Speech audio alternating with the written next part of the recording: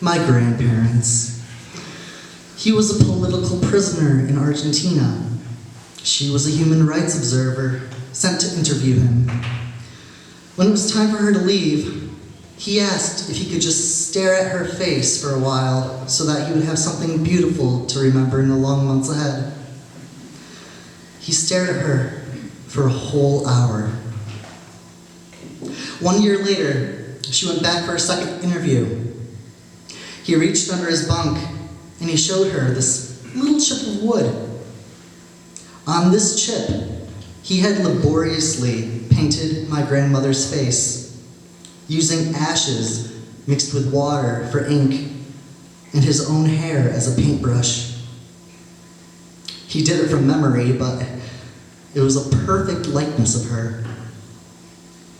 She looked at him, he looked at her. The moment their eyes met, they fell in love. For the next 3 years, they were allowed to see each other only once a year for 2 hours. But they wrote the most incredible, passionate letters every day, and they really made those 2 hours count. Thanks to her efforts, my grandfather was finally released, and they moved to the US.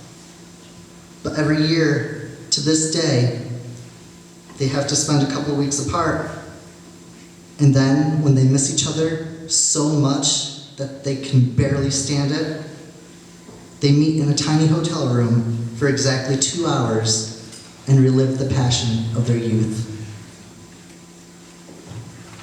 I maybe embellished a little. They met in a donut shop.